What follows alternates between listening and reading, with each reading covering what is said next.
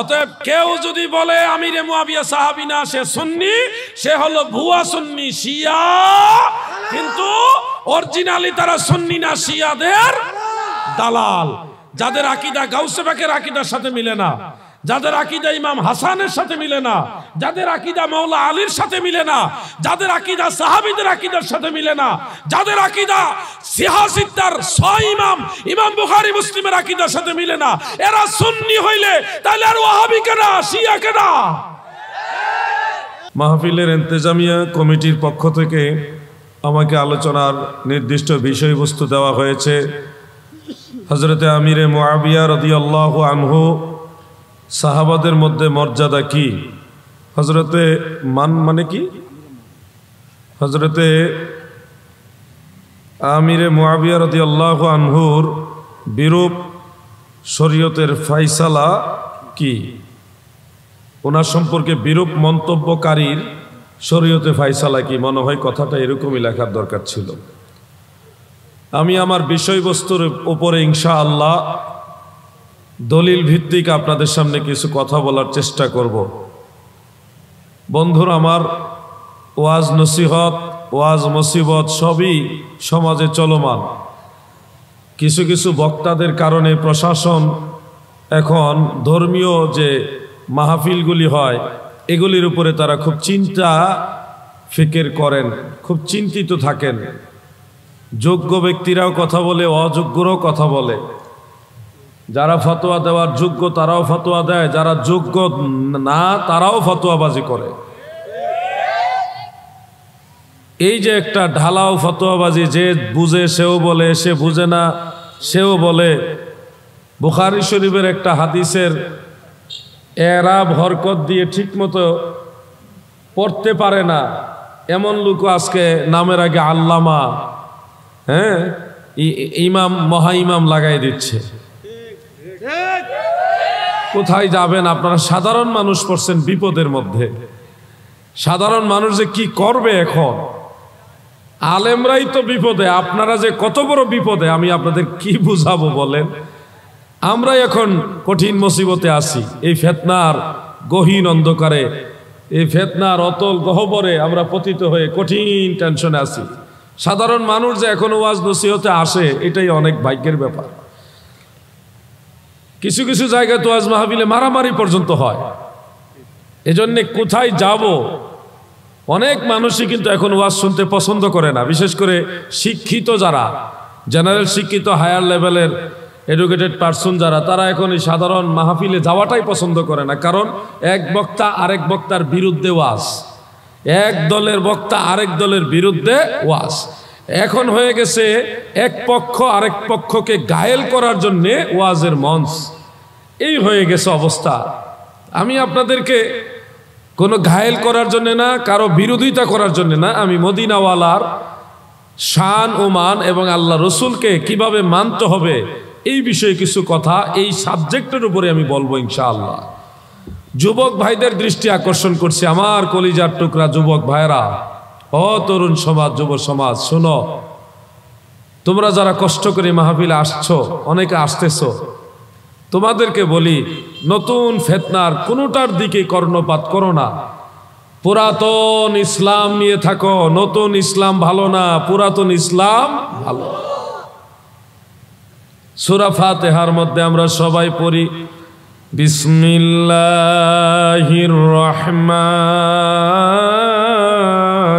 রহিম ইহদিনাস সিরাতাল মুস্তাকিম সিরাতাল্লাযীনা আন'আমতা আলাইহিম। এই যে অংশটা আমরা সবাই কিন্তু পড়ি, প্রত্যেক নামাজে, প্রতি রাকাতে আমরা পড়ি ইহদিনাস সিরাতাল মুস্তাকিম। ছোট ভাইরা, তোমরা মুখস্থ পারো না? এটা সবাই পারো তো? পড়ো তো আমার সাথে একবার, ইহদিনাস সিরাতাল মুস্তাকিম সিরাতাল্লাযীনা। মাশাআল্লাহ, সবাই পারে।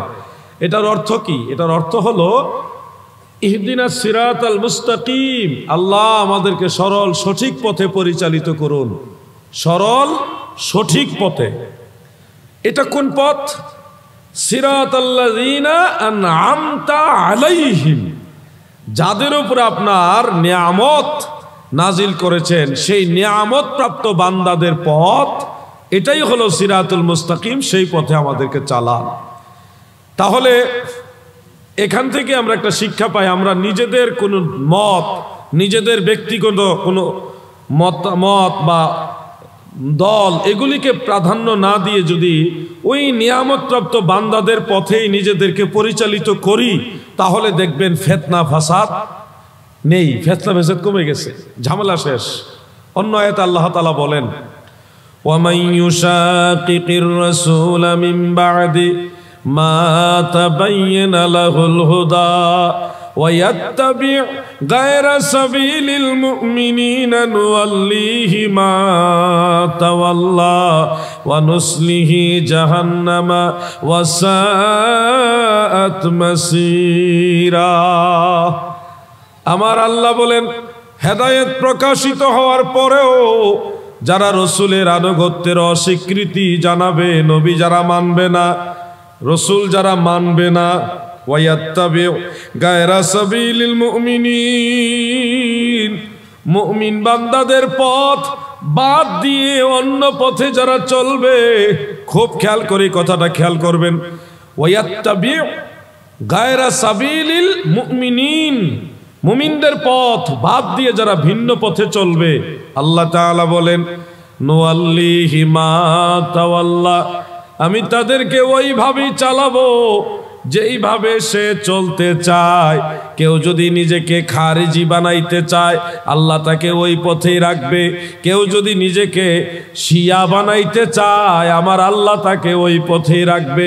কেউ যদি নিজেকে কাদিয়ানি বানাইতে চায়, আমার আল্লাহ তাকে ওই পথেই রাখবে। কেউ যদি তার নিজেকে মুতাজিলা বানাইতে চায়, আমার আল্লাহ তাকে মুতাজিলার পথেই রাখবে। কিন্তু আমার আল্লাহ বলেন, ওয়ানুসলিহি জাহান্নামা, আমি তাদেরকে আখিরাতে জাহান্নামে নিক্ষেপ করব। ওয়াসাআত মাসিরা, সেই জাহান্নাম বড় নিকৃষ্ট জায়গা। বোয়ালখালীর নবীর প্রেমিকারা গো,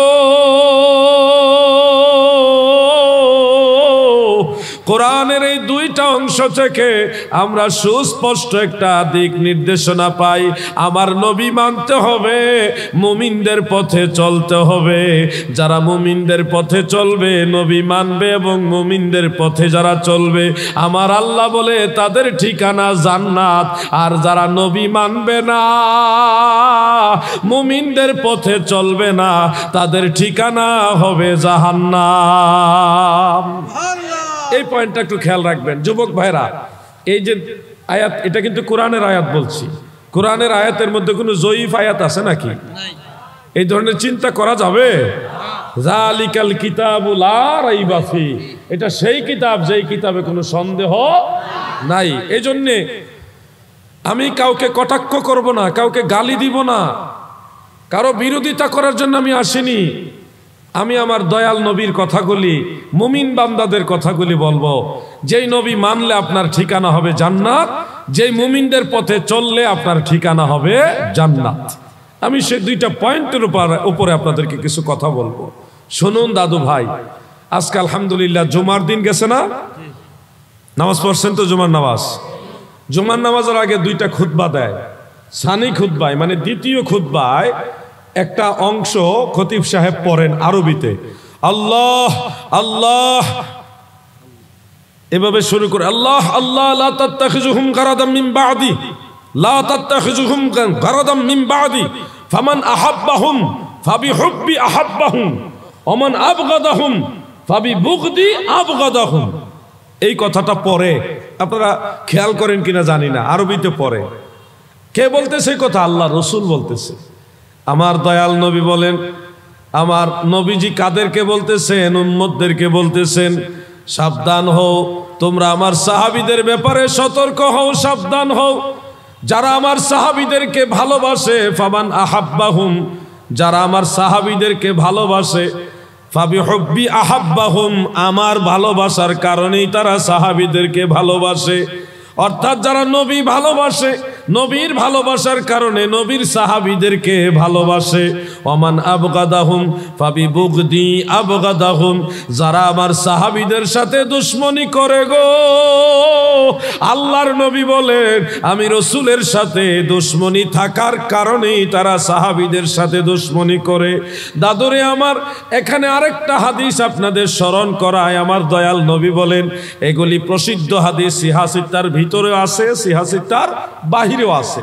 নবীজি বলেন, লা তুসাব্বু আসহাবি, তোমরা আমার সাহাবীদের গালি দিও না। খুব খেয়াল করে শুনবেন, রাসূল করিম সাল্লাল্লাহু আলাইহি ওয়াসাল্লামের জামানায় কেউ কিন্তু সাহাবীদের গালি দিত না। আল্লাহর হাবিব অগ্রিম কেন বললেন আমার সাহাবীদের গালি দিও না?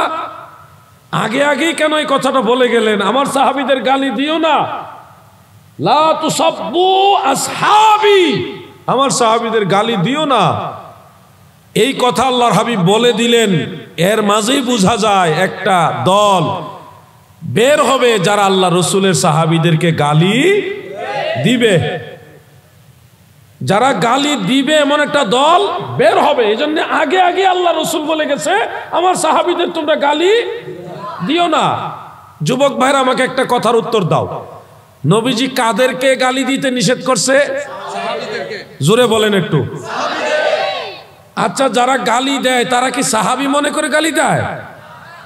তারা সাহাবী মনে করে গালি দেয় না, কিন্তু আল্লাহ রসুল বলছে তোমরা আমার সাহাবীদের গালি দিও না। অতএব গালি দাতা যা মনে করে করুক, কিন্তু আল্লাহ রসুল বলে গেছে তাদের গালিটা রসুলের সাহাবীর বিরুদ্ধে যাবে।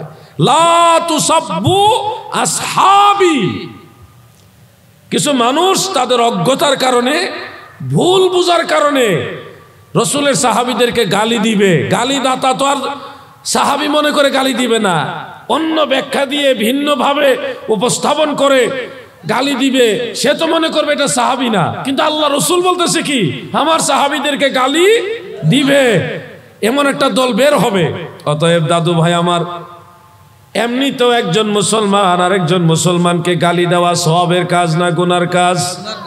যুবক ভাইরা কথা বলো না।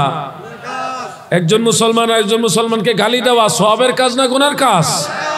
ইয়া আইয়ুহাল্লাযীনা আমানুত্তাকুল্লাহ, আমার আল্লাহ বলেন ইমানদার বান্দা বান্দিরা গো,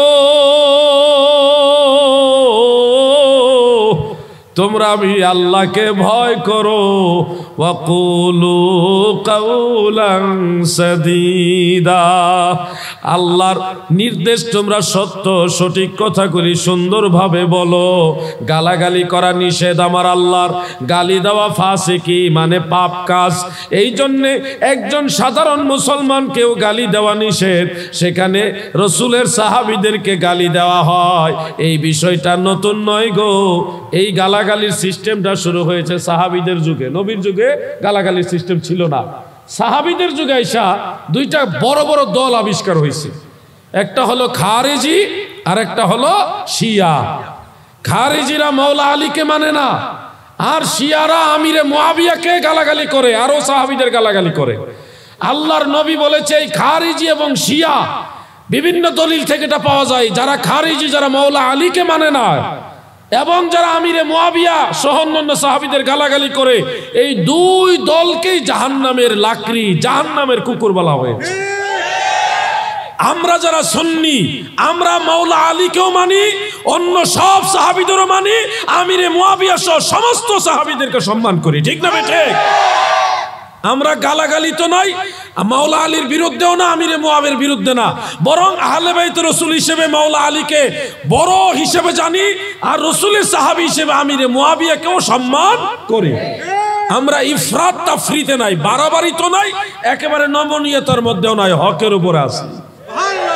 দাদু ভাই আমার গভীরভাবে খেয়াল করবেন, এই বিষয়টা যদিও আলোচনা করার দরকার ছিল না, কিন্তু ইদানিং আলোচনা করতে হচ্ছে। কিছু বক্তা বের হয়েছে, আমি তাদের হেদায়েতের জন্য আল্লাহর দরবারে দোয়া করি, আল্লাহ যেন তাদেরকে বোঝার মতো জ্ঞান দান করে। তাদের সমালোচনা করার জন্য বলছি না দাদু, এই মানুষগুলি বুখারী শরীফের একটা হাদিস ঠিক মতো পড়তে পারে না, জের জবর পেশ জজম, কোন জায়গায় জের হবে কোন জায়গায় জবর হবে, এরাব এবং হরকত, এগুলি ঠিকমতো দিয়ে একটা হাদিস পড়তে পারবেন আমাদের সামনে। কিন্তু এরা এমন ভাবসাব নেয় যে ওনাদের সাথে বড় ইসলামিক স্কলার বাংলাদেশে আর কেউ না। কিন্তু আমাদের সামনে এসে যে একটা হাদিস পড়বে ঠিকমতো, ওই সাহস, এটা অহংকার না, আল্লাহর কাছে পানা চাই। এটা বাস্তবতা বলছি, এটা মদিনাওয়ালার মহব্বতে বলছি। যুবক ভাইয়েরা গো, খুব খেয়াল করে শোনো, খোলাফায়ে রাশিদিন সম্পর্কে আমার দয়াল নবীজি আলাদা আলাদা ফজিলত বয়ান করেছে। নবীজির সব কথা আমরা মানি, মানেন কিনা? আল্লাহ রসুলের সব কথা মানতে হবে কি হবে না? নবী মানি, এই কারণে সাহাবীদের মানি। নবী যদি না মানতাম সাহাবীদেরকে মানতাম না। নবীকে ভালোবাসি, এই কারণেই সাহাবীদেরকে ভালোবাসি। রসুলকে যদি ভালো না বাসতাম তাহলে সাহাবীদের ভালোবাসতাম না। সাহাবীদের ভালোবাসার সাথে আল্লাহ রসুলের ভালোবাসা জড়িত, ঠিক না ঠিক? দাদু ভাই আমার গভীরভাবে খেয়াল করবেন, দিলের কান লাগায় শুনবেন। এই ফিতনার যুগে আমি কি শোনাবো আপনাদেরকে, ভয়ঙ্কর ফিতনার যুগ। যেটা বলছিলাম, যেমন আবু বকর সিদ্দিক রাদিয়াল্লাহু আনহু সম্পর্কে আল্লাহ রসুল এক ধরনের মর্যাদা বলেছেন, বহু রকমে বলেছেন, আমি একটা বোঝানোর জন্য বলছি। আল্লাহর হাবিব বলেন, আফদালুন নাসে বাদাল আম্বিয়াই আবু বকর সিদ্দিক রাদিয়াল্লাহু আনহু। সব নবীদের পরে সর্বশ্রেষ্ঠ মানুষ হলো হযরত আবু বকর সিদ্দিক রাদিয়াল্লাহু আনহু। এটা বলল সিদ্দিক আকবর সম্পর্কে। আবার ফারুক আজম সম্পর্কে, হযরত উমর রাদিয়াল্লাহু আনহু সম্পর্কে আল্লাহর হাবিব বলতেছেন, লাউ কানা নাবিয়্যান বাদি, আমার পরে যদি কেউ নবী হতো, লাকানা উমর ইবনুল খাত্তাব, আমার পরে যদি কেউ নবী হইতো তাহলে খাত্তাবের বেটা ওমর নবী হইতো। সুবহানাল্লাহ। এটা বলছে আরেকজন সাহাবী সম্পর্কে। আবার উসমান যুন্নুরাইন রাদিয়াল্লাহু আনহু, দুইজন মেয়েকে হযরত উসমানের সাথে নবীজি বিবাহ দিয়েছে, একসাথে না, একজন ইন্তেকালের পরে আরেকজন। উসমান সম্পর্কে আল্লাহর হাবিব বলতেছেন যে উসমান আমার সাথে জান্নাতে রফিক হবে। সুবহানাল্লাহ। মাওলা আলী সম্পর্কে আমার নবী অনেক ফজিলতের কথা বলেছেন। প্রসিদ্ধ হলো, আমার নবী জানে এক শ্রেণীর লোক মাওলা আলীকে, তিনাকে সম্মান বা তাজিমের স্থানে মানতে চাইবে না। এই জন্য নবীজি মাওলা আলীকে এইভাবে হাত দিয়ে ধরে উঁচা করে সমস্ত সাহাবীদের বলে দিলেন, মান কুনতু মাওলা হুফা আলিয়ুন মাওলা, আমি যার মাওলা আলীও তার মাওলা। এই মাওলা শব্দের অর্থ কি? এই মাওলা শব্দের অর্থ হলো বন্ধু অথবা অভিভাবক, দুইটাই হতে পারে। মাওলা শব্দের অনেক অর্থ হয়। আল্লাহর ক্ষেত্রে যেমন আমাদের আল্লাহ আমাদের মাওলা, আল্লাহর ক্ষেত্রে যখন মাওলা শব্দ আসবে তখন অর্থ হবে একটা। আর যারা স্টেজে আসতেছেন, এখানে এসে তাকবীর দিলে তো ওয়াজ নষ্ট হবে। আপনারা এই রাস্তা দিয়ে আসার সময় দিবেন, মানুষের শুনবে, আমরা শুনে লাভ নাই, পাবলিক শুনলে ভালো। তারপর আপনাদের সবাইকে স্বাগত, মারহাবা, সবাই বলি মারহাবা। সবাইকে যার যার আসনে বসার আহ্বান করছি। দুরূদ শরীফ পড়ুন। আল্লাহুম্মা সাল্লি আলা, জোরে,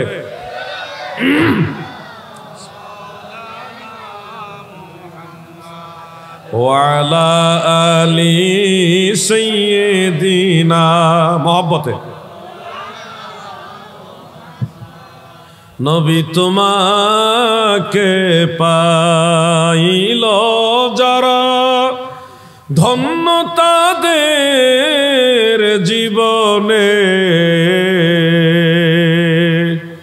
ভয় নাই তাদের কোনো কালে, ভয় নাই তাদের মরণে।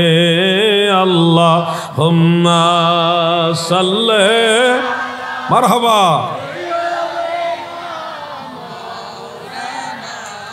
মুহাম্মদ ওয়া আলা আলি।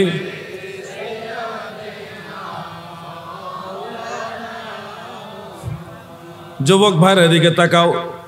প্রত্যেকটা যুবক ভাইকে আমি অনুরোধ করছি, মনোযোগ দিয়ে শোনো। মুরব্বী বাবারা আপনারাও মনোযোগ দিয়ে শুনেন। হযরত আলী রাদিয়াল্লাহু আনহু সম্পর্কে নবীজি বললেন, মান কুনতু মাওলাহু ফাআলিয়ুন মাওলা, আমি যার মাওলা আলীও তার মাওলা। এই মাওলা শব্দটার অনেক অর্থ আছে। মাওলা শব্দ যখন আল্লাহর ব্যাপারে হয় তখন অর্থ হবে একটা, মাওলা শব্দ যখন নবীর ব্যাপারে হয় তখন অর্থ হবে আরেকটা। আর এই মাওলা শব্দ যখন হযরত আলী বা অন্য কোনো সাহাবীর ক্ষেত্রে হয় তখন অর্থ হবে একটা। মনে রাখবেন, মাওলানা আল্লাহ যখন হয় তখন এক অর্থ, আমার নবী যখন মাওলানা হয় তখন আরেক অর্থ। আবার ওয়াজ করার মৌলভী সাহেব যখন মাওলানা হয় তখন অর্থ হয় আরেকটা। সব জায়গায় এক অর্থ করলে কিন্তু ডাইলে চাইলে খিচুড়ি হয়ে যাবে, বুঝতে হবে। আল্লাহর হাবিব হযরত আলী রাদিয়াল্লাহু আনহুর হাত ধরে সাহাবীদের সামনে বললেন, আমি যার মাওলা আলীও তার মাওলা। এর অর্থ হলো আমি যার বন্ধু আলীও তার বন্ধু, আমি যার অভিভাবক আলীও তার অভিভাবক। এই হাদিস মাওলা আলী সম্পর্কে আল্লাহ রসুল বলে গেছেন। দেখেন, আমরা যারা সুন্নি, আমরা আবু বকর সিদ্দিক সম্পর্কে ফজিলতের হাদিসও বিশ্বাস করি, মানি। ফারুক আজম সম্পর্কে ফজিলতের হাদিসও বিশ্বাস করি, মানি। হযরত উসমান জিন নুরাইনের সম্পর্কে ফজিলতের হাদিসও মানি। মাওলা আলী সম্পর্কে ফজিলতের হাদিসও মানি। এক কথায় আল্লাহর নবী যা বলেছে আমরা তাই বিশ্বাস করি, ঠিক না বে ঠিক? এখন যদি একটা মানি আরেকজনকে গালি দেয় তাহলে ঈমান থাকবে? দাদুরে আমার, কেউ যদি এই হাদিস দিয়ে ব্যাখ্যা করে যে আল্লাহর রসুলের এই বাণী দ্বারা বোঝা যায় নবীজির পরে খলিফা হলো হযরত আলী, আবু বকর খলিফা না, এই কথা যদি বলে তাহলে সে মাওলা আলীর উপরে দিয়া বুঝছে, মাওলা আলী বুঝে নাই হে বুঝছে, এরকম বুঝাবে। হযরত আবু বকর সিদ্দিকের কাছে বায়াত হয়েছে স্বয়ং হযরত আলী নিজে, সুবহানাল্লাহ বলেন।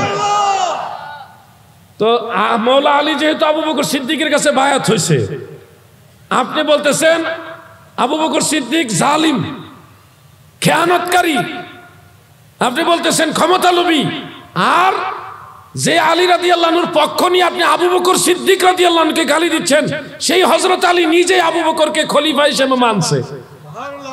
তা আপনি কার পক্ষ নিয়ে কার বিরোধিতা করছেন? এজন্য বলি, পাগলামি করো না।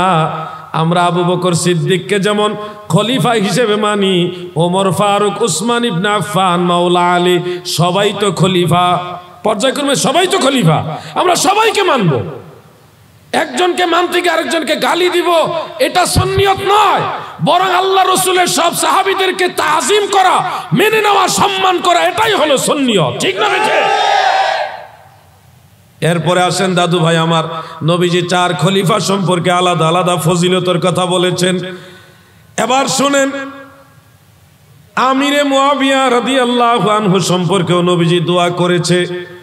আপনারা বলেন তো, সুন্নি জামাতের আকীদা কি নবী আল্লাহ প্রদত্ত গায়েব জানে নাকি জানে না? জোরে বলতে হবে। আমি ইলমে গায়েবের আলোচনা ধরছি না, কারণ যেহেতু এটা আমার আলোচনার বিষয়বস্তু না। এক কথাই বলছি যে আল্লাহ রসুল সাল্লাল্লাহু আলাইহি সাল্লাম আল্লাহ প্রদত্ত ইলমে গায়েব জানে। রসুল সাল্লাল্লাহু আলাইহি ওয়াসাল্লাম অন্য সাহাবীদের জন্য দোয়া করেছেন, আমিরে মুয়াবিয়ার জন্য একাধিক দোয়া করেছেন।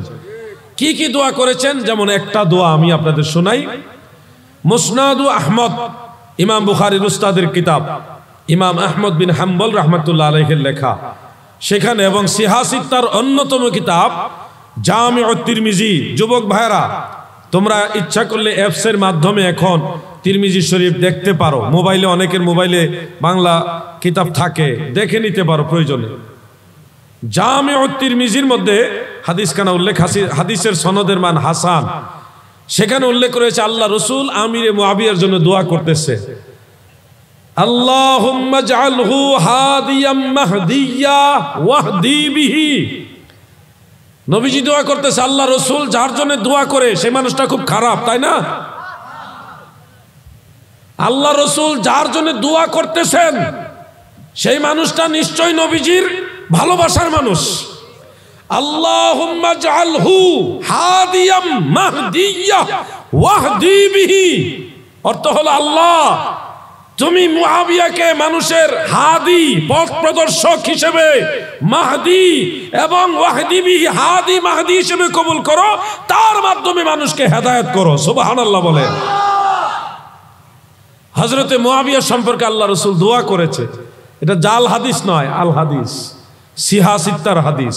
যুবক ভাইরা, তোমাদের কাছে আমি প্রশ্নটা আবারও করি, বলো তো, যেই লোক সম্পর্কে আল্লাহ রসুল দোয়া করতেছে, আল্লাহ তাকে তুমি হাদি মাহদি ওয়াহদি বিহি, এই দোয়াটা আল্লাহ তাকে মানুষের হেদায়েতকারী, মানুষের পথ প্রদর্শক হিসেবে কবুল করো, তার মাধ্যমে মানুষকে হেদায়েত করো, এই দোয়া যার সম্পর্কে করছে, সে কি খারাপ লোক না ভালো লোক? রসুল যদি দেখতেন লোকটা ভালো লোক না, তাহলে এই ধরনের দোয়া কখনো করতো না। এরপরে আরেকটা দোয়া, এটাও মুসনাদ আহমদের মধ্যে উল্লেখ, আমার দয়াল নবী দোয়া করতেছেন, শোনো রে ভাই, আমি যতই দলিল দেই কিছু মানুষ মানবে না, কেন জানোনি? আমি যতই দলিল দেই কিছু মানুষ মানবে না, কেন জানোনি? ইমাম বুখারী, ইমাম মুসলিম, ইমাম আবু দাউদ, ইমাম তিরমিজি, ইমাম নাসাই, সব ইমামরা, পৃথিবীর সমস্ত ইমামরা মুআবিয়াকে সাহাবী হিসেবে মানে, এরপরেও তারা ইমামদের ফায়সালা মানে না। তো যারা ইমাম বুখারীকে মানে না, সে আলাউদ্দিন জিহাদিকে মানবে? এ আশাই তো করা যায় না। যারা ইমাম আবু হানিফাকে মানে না, সে আলাউদ্দিন জিহাদি মানবে, এটা তো কল্পনাই আসে না। শুধু আপনাদেরকে বলছি, কিছু মানুষ আছে মানবে না, না মানক, কিন্তু আমরা যারা মানি, আমরা কি সেই মুমিনদের পথে আছি কিনা, রসুলের তরিকায় আছি কিনা, এটা জানার দরকার আছে। কথা ঠিক না? খুব খেয়াল করে শুনবেন। আশ্চর্য লাগে, মাঝে মধ্যে হাস্যকর একটা অবস্থা হয়। যে কোনো একজন একটু শিয়া মতালম্বী লোক একবার আমার সাথে একটু কথা বলছিল, এমনি আসছে, খুব বিনয়ের সাথে আসছে, এসে বলতেছে যে জিহাদি হুজুর কারি, তো উনি খারাপ মানুষ ছিলেন, উনি জান্নাতে যেতে পারে না। তা আমি বললাম কোন হাদিসের কিতাব আছে? তখন উনি একটা কিতাবের নাম বললো। আমি বললাম ওই কিতাব যে লেখছে উনি তো মুআবিয়াকে সাহাবী মানে। তাই নাকি? আমি বললাম আপনি জানেন না? তখন আমি ইমাম ইবনে জারির আত-তাবারি, আমি বললাম যে আপনি ইবনে জারির আত-তাবারির কিতাব থেকে রেফারেন্স দিচ্ছেন, ওই ইবনে জারির আত-তাবারি তো আমিরে মুআবিয়াকে সাহাবী হিসেবে মানে, রাদিয়াল্লাহু আনহু লেখছে। তাই নাকি? আমি তো জানি না। আমি বললাম আরে জানেন না মানে? জানতে হবে।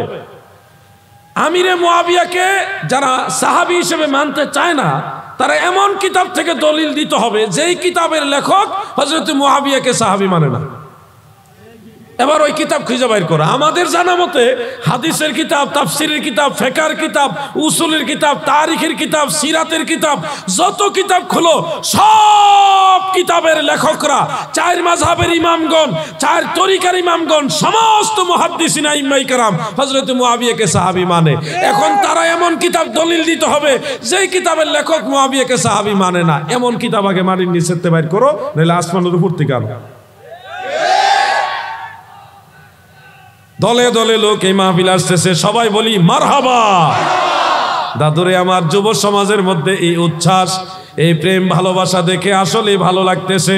আমরা একটু সবার সম্মানে তাকবীর দেই। নারায়ে তাকবীর, আল্লাহু আকবার, নারায়ে রিসালাত, ইয়া রাসূলুল্লাহ, আহলে সুন্নাত ওয়াল জামাত, জিন্দাবাদ জিন্দাবাদ, নারায়ে তাকবীর, আল্লাহু আকবার, নারায়ে রিসালাত, ইয়া রাসূলুল্লাহ, নারায়ে গাউসিয়া, ইয়া রাসূলুল্লাহ, আহলে সুন্নাত ওয়াল জামাত, জিন্দাবাদ জিন্দাবাদ। মিছিল সহকারে যারা মাহফিল আসছেন সবাইকে অতি সবিনয়ে অনুরোধ করছি মাহফিলের সামনের দিকে আসার জন্য।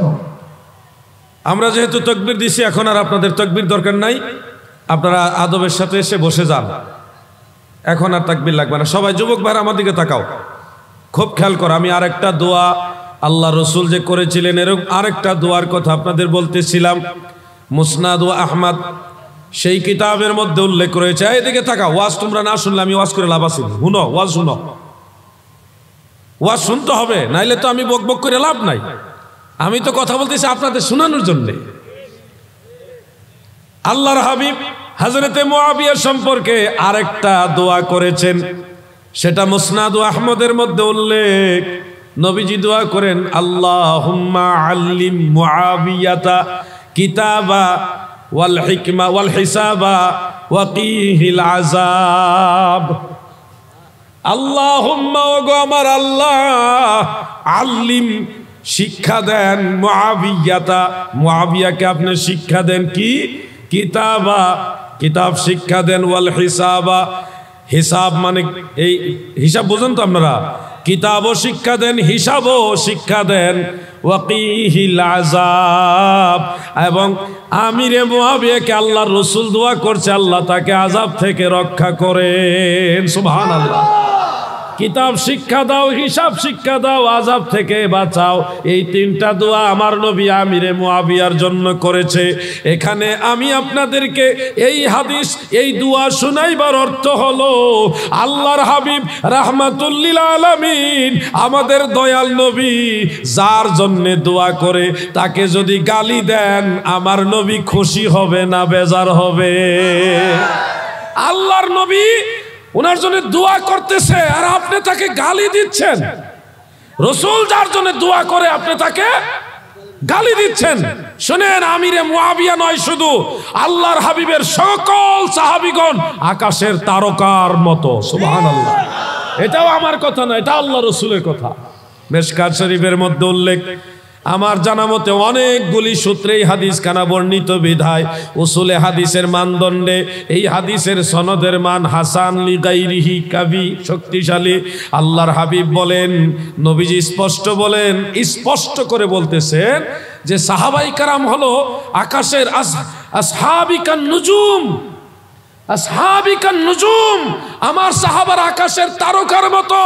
ফাবি আইহিম ইক্তেদাইতুম ইহতেদাইতুম, যারা কোন একজন সাহাবীর অনুসরণ করবে তারা হেদায়েতের রাস্তা পেয়ে যাবে। সুবহানাল্লাহ। আল্লাহর হাবিব সাহাবীদেরকে বলছে আকাশের তারা, এবং আমার সাহাবীদের গালি দিও না। অতএব রাসূল যারা মানেন কোন সাহাবীকে গালি দিবেন না, খবরদার। আল্লাহর রাসূলের প্রতি যদি আপনার সম্মান থাকে, যে আমি রাসূলের প্রতি বিশ্বাস করি, আল্লাহ রাসূলকে ভালোবাসি, রাসূল নিষেধ করেছে সাহাবীদের গালি দিও না, কোন সাহাবীকে গালি দেওয়া যাবে না। এটা কি আমার কথাই না রাসূলের কথাই? আল্লাহ রাসূলের কথাই। খবরদার, মাওলা আলী আমাদের মাথার তাজ, আমিরে মুআবিয়া আমাদের কাছে সম্মানীয়। তিনারা দুজনই আল্লাহ রাসূলের সাহাবী, একজন আহলে বাইত রাসূলের সদস্য, আরেকজন নবীজির শ্যালক, আপন শ্যালক। শ্যালক বুঝেন? একজন হলো মেয়ের জামাই, আরেকজন হলো শ্যালক। এজন্য আহলে বাইত রাসূল হিসেবে মাওলা আলীর মর্যাদা অনেক বেশি, অনেক ঊর্ধ্বে। মাওলা আলীর সাথে আমিরে মুআবিয়ার সম্মানের মর্যাদা কখনো এক সমান না। মাওলা আলী অনেক মর্যাদার অধিকারী, কিন্তু মর্যাদায় মাওলা আলীর সমান না হলেও আমিরে মুআবিয়া অন্যদিকে উনি সম্মানীয় একজন সাহাবী, উনি রাসূলের শ্যালক, উনি মুমিনদের মামা, খালুল মুমিনিন। তাফসীর ইবনে কাসির আল বিদায়া ওয়ান নিহায়া, সেখানে হাফেজ ইবনে কাসির উল্লেখ করেছেন যে আমিরে মুআবিয়া হলো খালুল মুমিনিন, মুমিনদের মামা, মুমিনদের মামা। আর আপনি বলতেছেন গালি। শোনেন, আমিরে মুআবিয়ার অনেক কথাই আছে, আমি একটা শুধু কথা স্মরণ করাই দেই। রাসূল করিম সাল্লাল্লাহু আলাইহি ওয়াসাল্লামের শেষ বয়সে নবীজির যে নখ মুবারক, হাত মুবারক এবং কদম মুবারকে যে নখ মুবারক, এই নখ মুবারকগুলি কেটে দেওয়ার দায়িত্ব ছিল আমিরে মুআবিয়ার। দয়াল নবীজির নখ মুবারক বড় হইলেই উনি ওনার দায়িত্বে নবীজির নখ মুবারকগুলি কেটে দিতেন। কদম মুবারক থেকেও নখ মুবারকগুলি কেটে কেটে দিতেন, কেটে দিয়ে নখ মুবারকগুলি ফেলে দিতেন না, আমিরে মুআবিয়া এগুলি যত্ন সহকারে রেখে দিতেন। উনি যেদিন মারা যাবে, মৃত্যুর কিছুদিন আগে ওসিয়ত করে গেছিলেন, শোনো হে মুমিন মুসলমানেরা, আমি যদি মারা যাই, আমার কবরে আমার লাশের সিনার উপরে রাহমাতুল লিল আলামিনের কিছু নখ মুবারক আছে, এগুলি রেখে দিও। আমার দয়াল নবীর নখের বরকতে কবরে আমি আল্লাহ রহমতে থাকবো।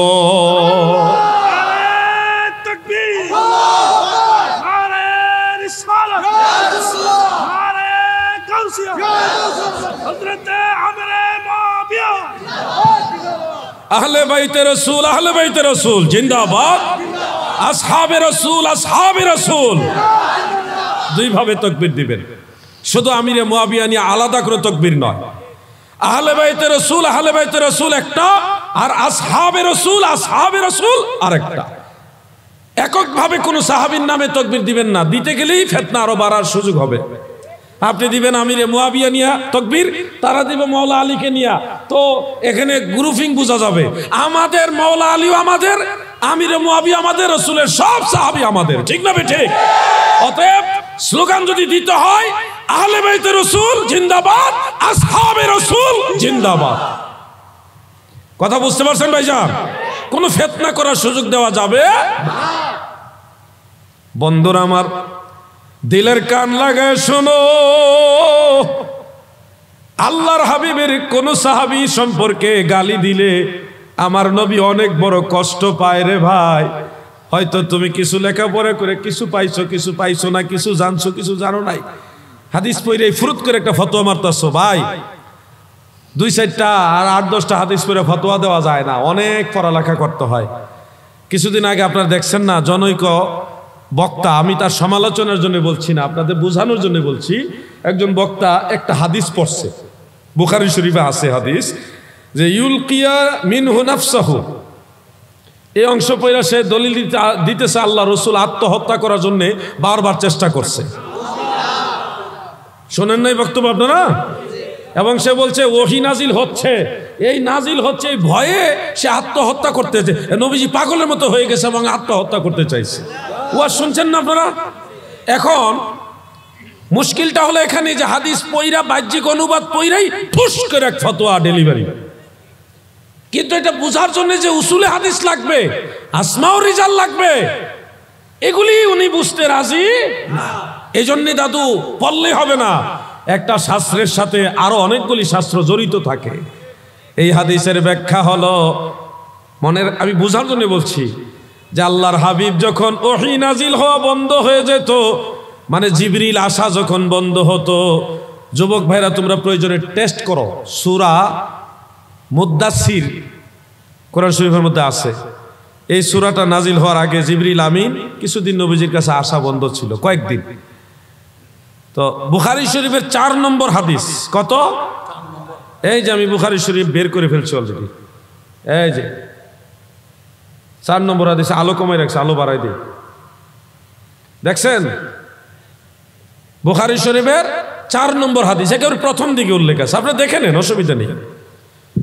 যে আল্লাহ রসুলের কাছে যখন জিবরিল আমিন আলাইহিস সালাম আসা একটু বিরতি দিত, তখন নবীজি একটু বিচলিত হতেন, কারণ জিবরিলের সাথে নবীজির একটা প্রেমের সখ্যতা তৈরি হয়েছে, সবসময় আসা যাওয়া করে। এখন জিবরিল আসে না, একটু বিচলিত ভাব, তখন নবীজি পাহাড়ের উপর উঠতেন, হাদিসটা বুখারী শরীফেরই 6982 নং হাদিসের মধ্যে উল্লেখ আছে, 6982। কথা জুড়ে বলেন না, কমিটির লোকেরা জুড়ে কথা বলে তো মাহফিল নষ্ট হইত। 6982 বলেন, 6982 বুখারী শরীফ, ওখানেও আছে। নবীজি জিবরিল আসে না কেন? এই কারণে পাহাড়ের উপরে উঠছে। যখন পাহাড়ের উপরে উঠেছে, কেন উঠছে? ওহী কেন আসতেছে না, এই কারণে।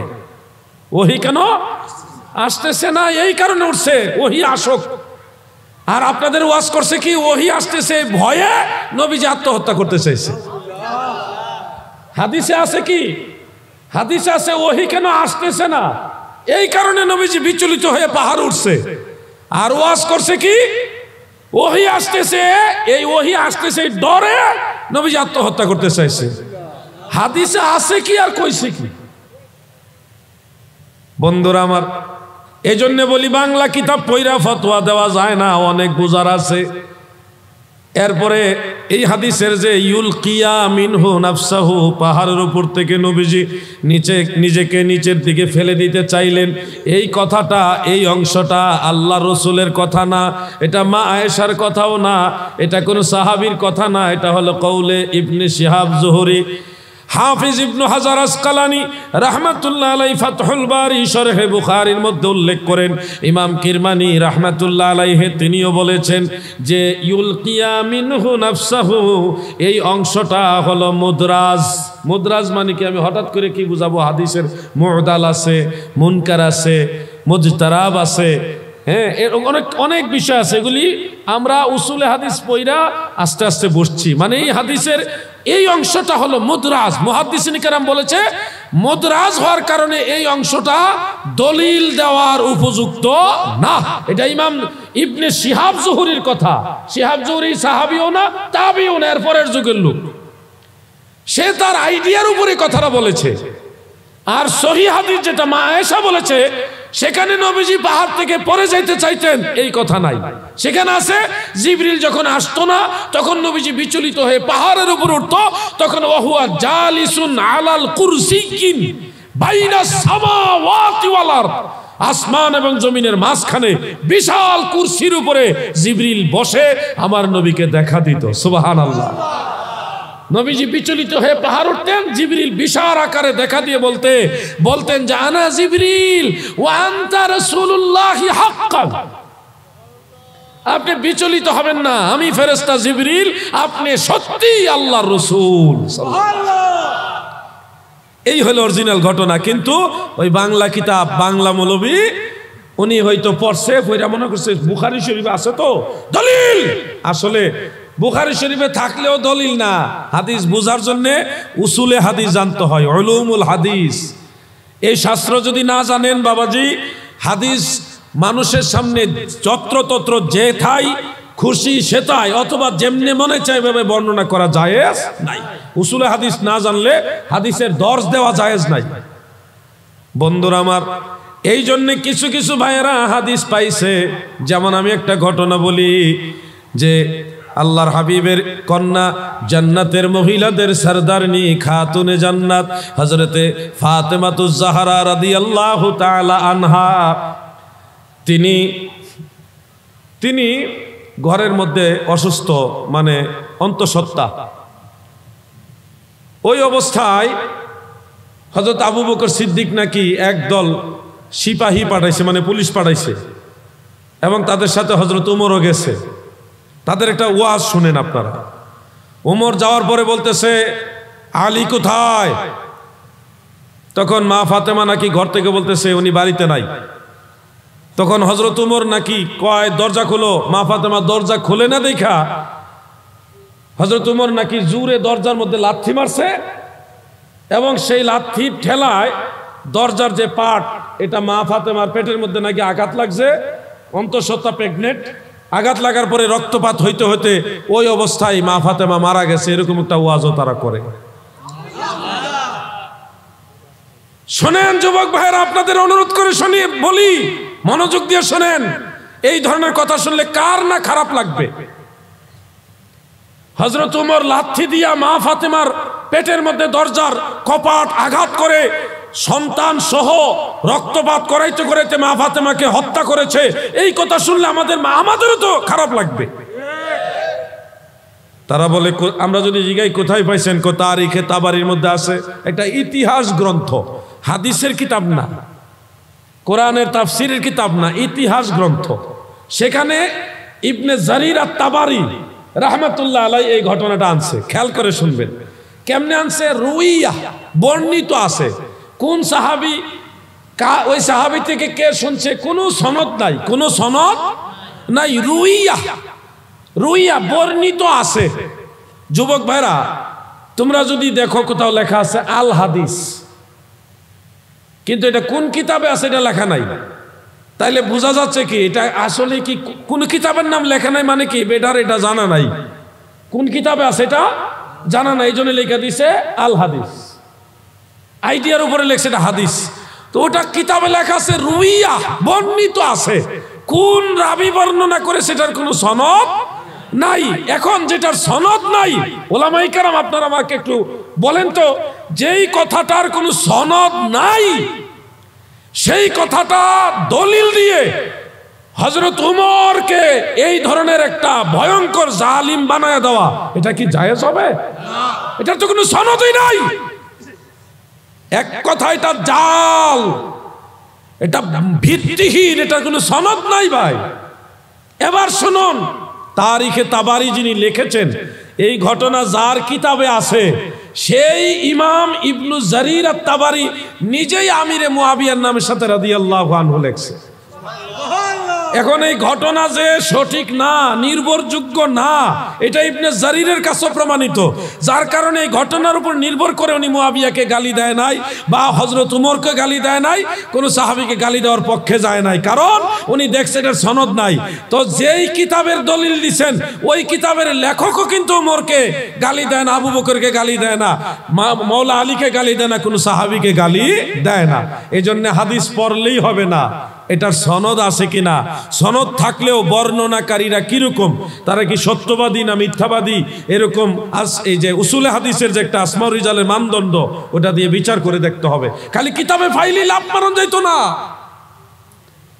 বন্ধুরা আমার, যুবক ভাইরা আমার, এবার আমি তোমাদেরকে বুখারী শরীফ থেকে একটা হাদিস শোনাবো। কোন শরীফ থেকে? যুবক ভাইরা ঘুমাইতেছো তোমরা? বুখারী শরীফ থেকে একটা হাদিস শোনাবো, মনোযোগ দিয়ে শোনো। একজন মহিলা সাহাবিয়া উম্মে হারাম, নাম কি? উম্মে হারাম রাদিয়াল্লাহু তাআলা আনহা, তিনি আল্লাহ রসুলের দরবারে পর্দার আড়ালে অবস্থান করছেন। ওই সময় নবীজি, খুব খেয়াল করে কথাটা শুনবেন, নবীজি একটু বিশ্রাম নিলেন। ঘুম থেকে উঠে নবীজি খুব আনন্দিত, খুব খুশি।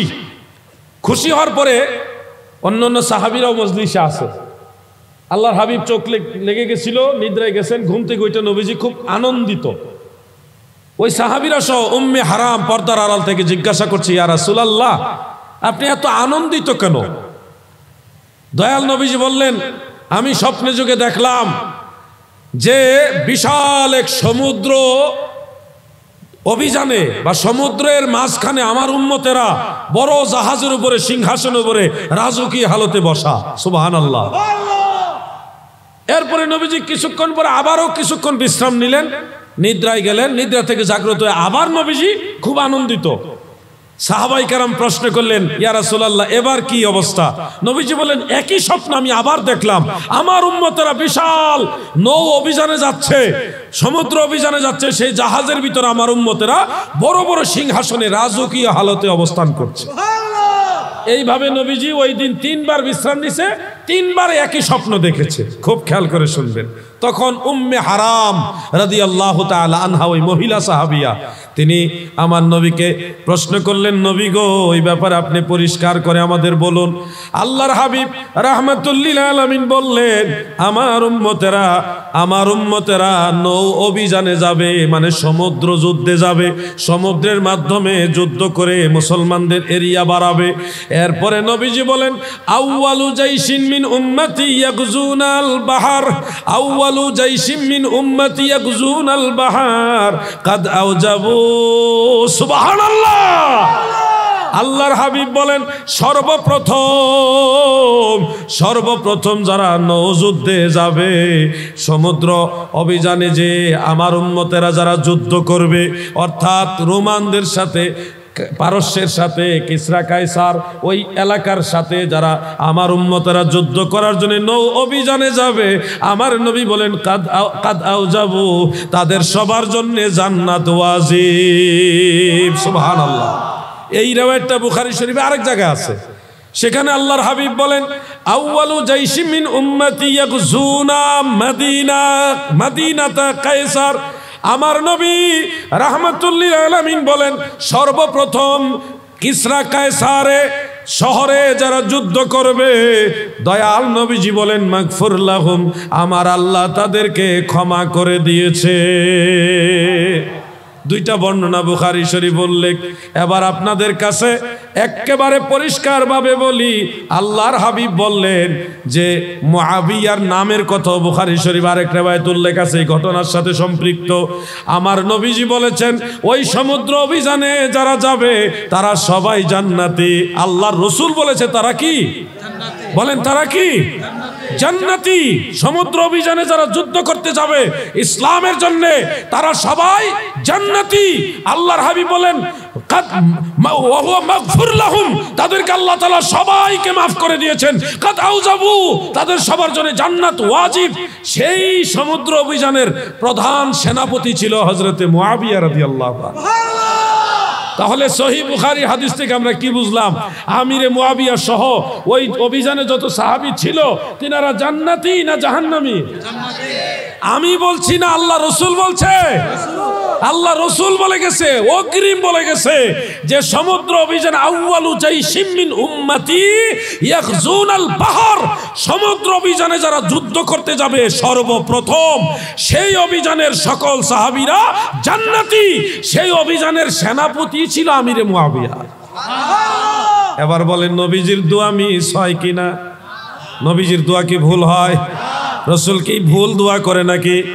আমার নবী না, শুধু সমস্ত নবীদের দোয়া কবুল। কোন নবীর দোয়া ফেরত আসে না, সব নবীদের দোয়া কি কবুল। আমার নবী তো সব নবীদের নবী। অতএব আল্লাহ রসুলের সহিহ হাদিস থেকে, বুখারী শরীফের হাদিস থেকে আমরা দেখি আমিরে মুআবিয়া সহ সমুদ্র অভিযানে যে সমস্ত সাহাবারা প্রথম যুদ্ধে গিয়েছিল তারা সবাই জান্নাতি। আর আপনি সেই আমিরে মুআবিয়াকে জাহান্নামের ঠিকাদারি লইয়া জাহান্নামে পাঠিয়ে দিতেছেন। আচ্ছা, আমার কথায় আপনার কথায় সাহাবীরা জাহান্নামে যাবে? খবরদার কপালপুরার দলেরা, কোন সাহাবীর বিরুদ্ধে কথা বইল না। তোমাদের অনুরোধ করি, খবরদার আল্লাহ রসুলের কোন সাহাবী নিয়ে সমালোচনা করো না। শোনো, আবার আর একটা ঘটনা শোনাই।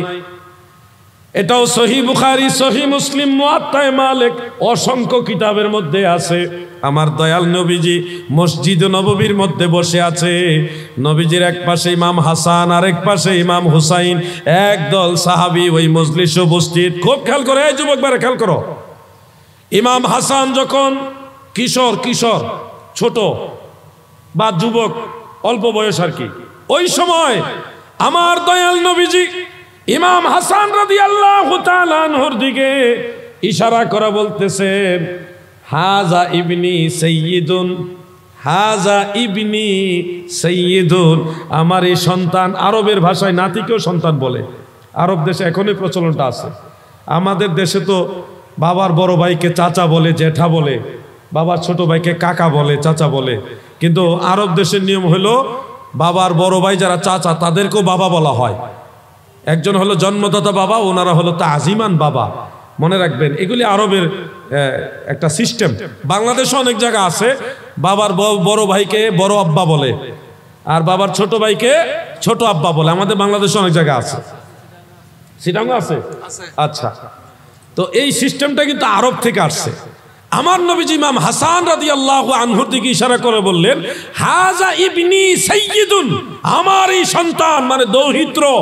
সৈয়দ, সৈয়দ মানে কি? সরদার, নেতা না। নেতা শব্দটা আমাদের দেশের জন্য মানানসই না। অর্থ ঠিক আছে, কিন্তু আমরা নেতা শব্দটা রসুলের আহলে বায়ত বা কোনো সাহাবী, বড় আল্লাহর ওলির ব্যাপারে, নবীদের ব্যাপারে লাগাবো না। কারণ নেতা শব্দটা প্রচলিত অর্থে সাধারণ ওই অমুক তমুকের ব্যাপারে ব্যবহার হয়, অর্থগতভাবে ভুল না। কিন্তু সৈয়দ অর্থ করবো আমরা সরদার। কি বলবো? সরদার, সম্মানের শব্দ।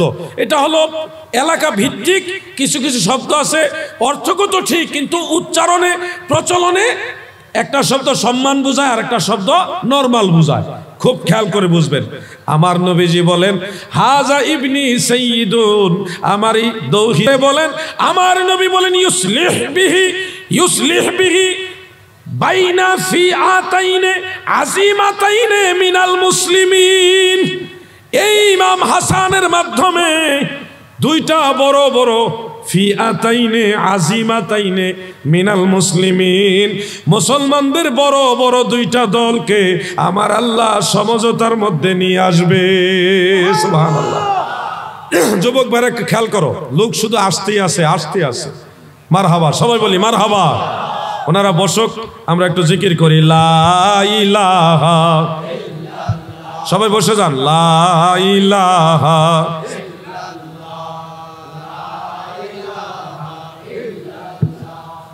লা ইলাহা পরন হাসবি রাব্বি জাল্লাল্লাহ মাফি কলবি, পরন নূর মুহাম্মদ সাল্লাল্লাহ, লা ইলাহা মাশাআল্লাহ। পড়েন লা ইলাহা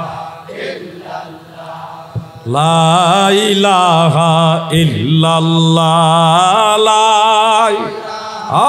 ইল্লাল্লাহু মুহাম্মাদ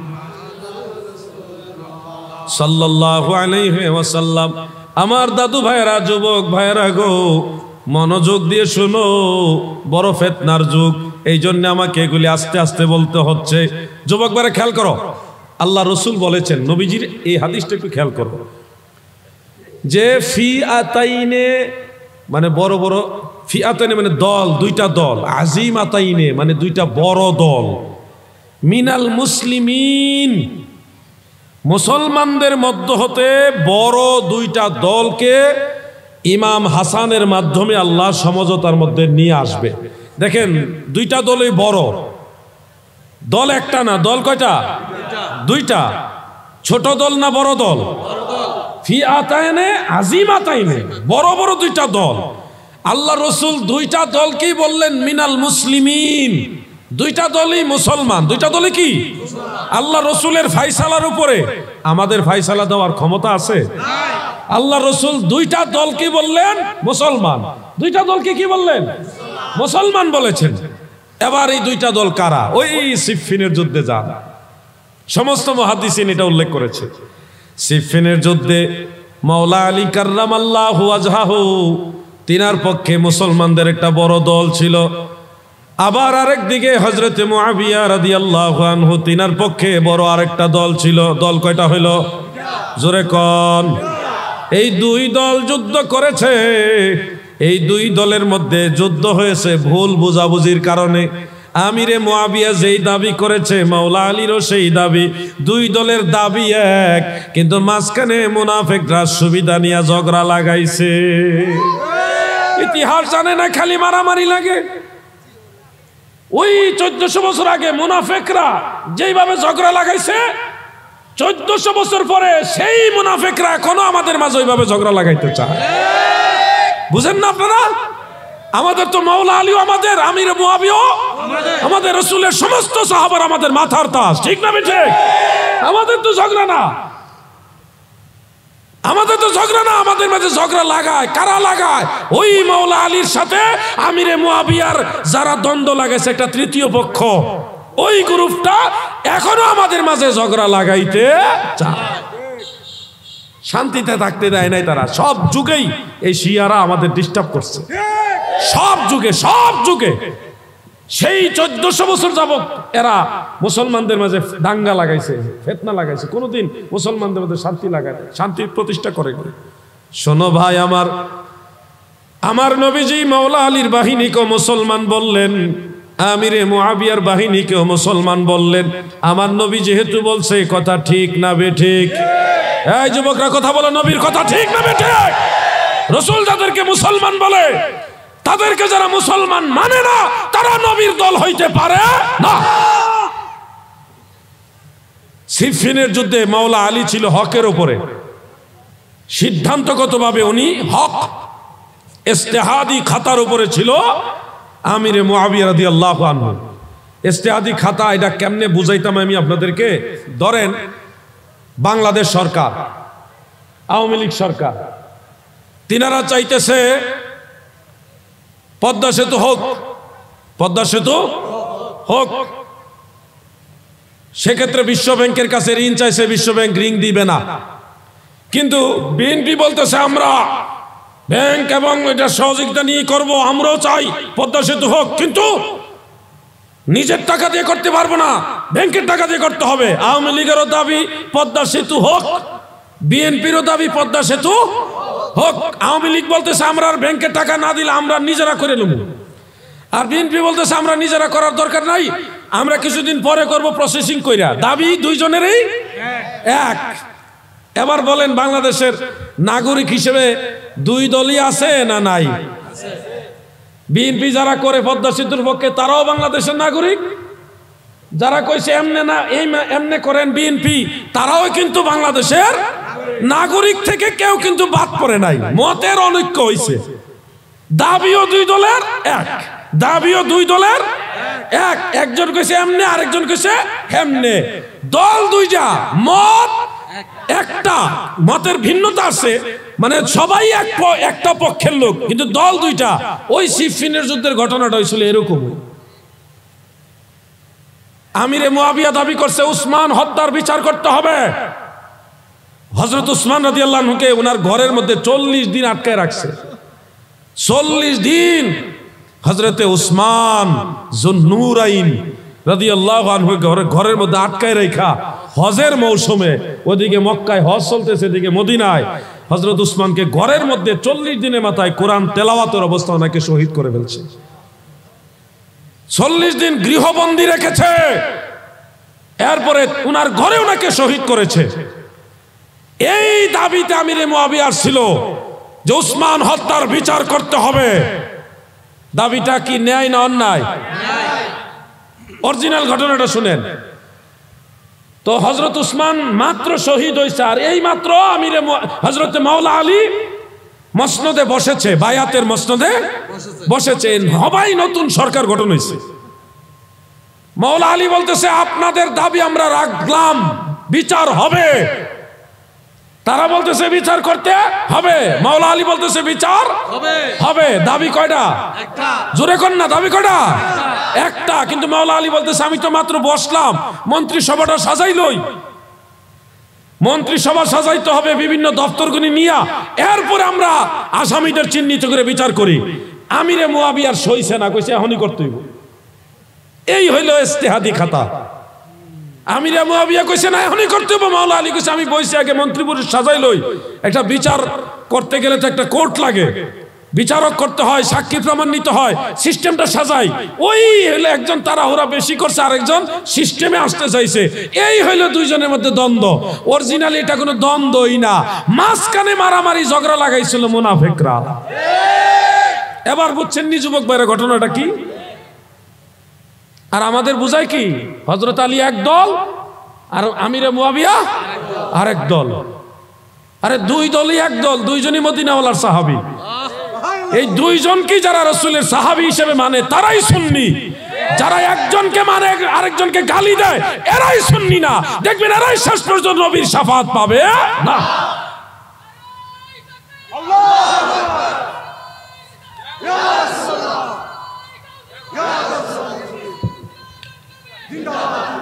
পাকিস্তানে একটা স্লোগান দেওয়া হয়, আমি এই স্লোগানটা শুনলে আমার চোখের পানি টলমল করে। हर साहबी नबी जन्नती जन्नती, हर साहबी नबी মানে রসুলের ওই আমি যেটা বাংলায় বলছি আসহাবে রসুল, আসহাবে রসুল জিন্দাবাদ জিন্দাবাদ বলছিলাম না একটু আগে। মানে রসুলের সমস্ত সাহাবীরা ওনারা সবাই জান্নাতি। আমি বলিনি দাদু, আল্লাহ রসুল বলেছে লা তামাসসুন নার মুসলিমান রাআনি, যে আমাকে দেখেছে ওই মুসলমানকে জাহান্নামের আগুনে স্পর্শ করতে পারবে না। তিরমিজি শরীফের হাদিস। দাদুরে আমার, এই জন্যে খুব মনোযোগ দিয়ে শোনো, অত্যন্ত ভয়ানক ফিতনার যুগ। আমি তো শুরু থেকে আমিরে মুয়াবিয়া নিয়ে আলোচনা করছি। আমার অনেক ভাইরা পরে আসছে, তারা হয়তো প্রথম আলোচনাগুলি শুনে নাই, কিন্তু আশা করব রেকর্ড থেকে শুনে নিবেন। মনে রাখবেন আহলে সুন্নাত ওয়াল জামাত আমার নবী যা বলছে তা মানে। নবী যেমনে মানতে বলছে এমনি মানতে হবে। আপনি যেমনে চান এমনে না, আপনি যেভাবে চান ওইভাবে নয়, রাসূল যেভাবে চেয়েছে ওইভাবে আপনাকে মানতে হবে। দাদু ভাই আমার গভীর মনোযোগ। এবার আসুন জঙ্গে জামাল, জঙ্গে সিফিন, এই দুই যুদ্ধে সাহাবীরা একে অপরের প্রতিপক্ষ হয়েছিল, কিন্তু পরে আবার নিজেদের মধ্যে মিটমাট, সবার মধ্যে একটা সমঝোতা চলে এসেছে। হাদিসের কিতাবগুলি খুঁজে দেখি, আমিরে মুয়াবিয়াও মাওলা আলীর প্রশংসা করেছে, মাওলা আলীও আমিরে মুয়াবিয়ার প্রশংসা করেছে। ওনাদের মধ্যে কিন্তু শেষে কোনো দ্বন্দ্ব ছিল না, দ্বন্দ্ব লাগাইছে তৃতীয় পক্ষ। বলবেন এটা কেমন কথা? শুনেন শোনেন দাদু ভাই, মাওলা আলী যখন ইন্তেকাল হয়ে গেল, শহীদ হয়ে গেল, তখন আমিরে মুয়াবিয়া খুব ব্যথায় ব্যথিত হয়ে কাতর হয়ে মাওলা আলীর জন্য দোয়া করেছেন, খুব আক্ষেপ করছেন। আল বেদায় ওয়ান নেহায়ের মধ্যে এই কথাগুলি পাবেন, হাফিজ ইবনে কাসির উল্লেখ করেছেন। আবার হযরতে মাওলা আলী রাদিয়াল্লাহু আনহুকে প্রশ্ন করা হলো, এটা উল্লেখ আছে মুসান্নাফু ইবনে আবি শাইবার মধ্যে। মুসান্নাফু ইবনে আবি শাইবা ইমাম বুখারী এবং ইমাম মুসলিমের উস্তাদের লেখা কিতাব এটা, এবং ইমাম বাইহাকির সুনানুল কুবরার মধ্যে আছে। আমি কিন্তু কখনো ভুয়া রেফারেন্স দেই না, মনে রাখবেন। আলহামদুলিল্লাহ, এটা আস্থা রাখবেন ইনশাআল্লাহ। কখন আমি আন্দাজে কিতাবের নাম বলি না, আপনারা চাইলে আমি দেখাতেও পারবো। সেখানে উল্লেখ, সিফফিনের যুদ্ধের পরে কিছু মানুষ মাওলা আলীকে প্রশ্ন করলো, ইয়া আমিরাল মুমিনিন, মুআবিয়া ইবনে আবি সুফিয়ান সম্পর্কে আপনার অভিমত কি, আপনার মন্তব্য কি? হযরতে আলী রাদিয়াল্লাহু আনহু উত্তর দিয়েছে, তারা আমার উপরে বিদ্রোহ করেছে, কিন্তু তারাও আমাদের মুসলিম ভাই। মাওলা আলীর ভাষা ছিল এটা, তারা আমার উপর বিদ্রোহ করেছে কিন্তু তারাও আমার মুসলিম ভাই। তিনি তো গালি দিল না। আরে মাওলা আলী যাকে গালি দেয় নাই, তুমি তাকে গালি দেওয়ার জন্য ব্যবসা নিয়ে বেরিয়েছো। মতের দ্বন্দ্ব, এক সাহাবী এই মাসালা দিছে, আরেক সাহাবী ওই মাসালা দিছে। সাহাবীদের মধ্যে মাসালাগত কিছু মতদ্বন্দ্ব ছিল, কিন্তু ওনাদের এটার অর্থ এই ছিল না যে একজন আরেকজনের শত্রু, এরকম নয়। আমি অনেক বিষয় আছে, যেমন আমি বোঝানোর জন্য একটা ঘটনা বলি আপনাদের, বলবো? আপনারা কি ক্লান্ত হয়ে গেছেন নাকি? এগুলি বলতে হচ্ছে কেন, খুব দুঃখের সাথে, এগুলি আলোচনা করার বিষয় না, তারপরে বলতে হচ্ছে। আল বেদায়া ওয়ান নেহায়ার মধ্যে উল্লেখ আছে। যুবক ভাইরা শোনো, নেগেটিভ মাইন্ডে ওয়াজটা শুনবা না, পজিটিভ মাইন্ডে শুনবা। কি মাইন্ডে? কথা কস না কেন, ভুল হবে, কথা কয় না কেন? পজিটিভ মাইন্ডে শুনবা, নেগেটিভ মাইন্ডে না। দৃষ্টিভঙ্গির মধ্যে অনেক কিছু কিন্তু নির্ভর করে। ওয়াজটা হলো, একজন দাসী, আগে কিন্তু এই প্রথা ছিল, দাস প্রথা ছিল। দাসী যাদের সামর্থ্য ছিল তারা দাসী ক্রয় করে সেই দাসীদের মাধ্যমে সন্তান জন্ম দিতে পারত, ওই বিধান ছিল। হযরত ইসমাঈল আলাইহিস সালাম, তিনি কিন্তু ইব্রাহিম আলাইহিস সালামের দাসীর ঘরে জন্ম হয়েছে, এটা জানেননি আপনারা? মানে দাসীদের মর্যাদা স্ত্রীর মতোই ছিল, কিন্তু সরাসরি স্ত্রী মতো না, সমান না। ইসমাঈল আলাইহিস সালামের আম্মা নাম কি? জোরে কন্যাকে বিবি হাজারা, নাম জানেন না আপনারা? সাফা মারুয়া যে পাহাড়, এই পাহাড় তো ওই পাহাড় 7 বার দৌড়াদৌড়ি করছে। বিবি হাজারা ইব্রাহিম আলাইহিস সালামের দাসী ছিল। আর বিবি সাহেরা যেটা, উনি ছিল সরাসরি স্ত্রী। মনে রাখবেন এই বিষয়গুলি। অনেক সাহাবীর দাসী ছিল। কোরআন শরীফ ও দাসী সম্পর্কে আয়াত আছে। আমি এই ওয়াজ করতেছি না, দাসীর ওয়াজ তো আর আমার সাবজেক্ট না, এখানে ওয়াজ আছে। আবার দাসীরও কিছু শর্ত শরাত আছে, শরীয়তের নিয়ম কানুন আছে। এই ডিটেলস আমি আনতে গেলে ওয়াজের সাবজেক্ট চেঞ্জ হয়ে যাবে। মনে রাখবেন, হযরতে মুআবিয়া রাদিয়াল্লাহু আনহু, উনি যখন আমির, ওই অবস্থায় একজন দাসী ক্রয় করলেন। কি করলেন? দাসী ক্রয় করলেন, শরীয়তের নিয়ম অনুযায়ী ক্রয় করছেন। দাসী মানে কি? স্ত্রীর মতোই, তার সাথে আপনি কাল ব্যয় করতে পারবেন, সময় ক্ষেপণ করতে পারবেন। মনে রাখবেন এই কথাগুলি।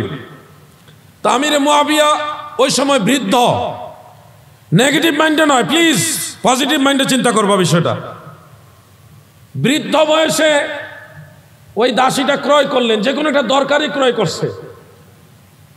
ক্রয় করার পরে উনি বড় কাজী বা প্রধান বিচারপতি যিনি ছিল ওই সময়, যখন বাংলাদেশের প্রধানমন্ত্রী হলো মাননীয় প্রধানমন্ত্রী শেখ হাসিনা, আর প্রধান বিচারপতি আরেকজন। ওই সময় আমিরে মুআবিয়া হলো রাষ্ট্রপতি বা প্রধানমন্ত্রী, আর প্রধান বিচারপতি ছিল হযরতে শুরাইহ রাহমাতুল্লাহ আলাইহি। আমিরে মুআবিয়া দেখতেছে, দাসী আমার তো দরকার নেই, আমি ক্রয় করেছি, তার একটা বন্দি দশা থেকে আমি একটু স্বাধীনভাবে একটা কঠিন একটা মুসিবত থেকে উদ্ধার করে নিয়ে আসলাম।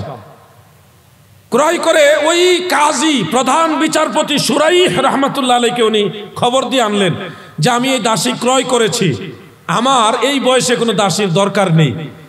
এখন এই দাসী যদি আমি আমার ছেলে ইয়াজিদকে, ইয়াজিদ মালউন ছিল, সে জাহান্নামী, এই ব্যাপারে আমাদের কোনো দ্বিমত নাই।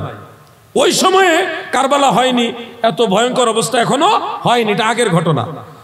আমিরে মুআবিয়া বলতেছে প্রধান বিচারপতিকে যে আমি যদি এই দাসীকে, এখন তো তার মালিক আমি তার স্বামীর মতো, আমি যদি আমার ছেলে ইয়াজিদকে এই দাসী দিয়ে দেই, শরীয়তের, রাসূলের শরীয়তের আইনে কোনো বাধা আছে কিনা?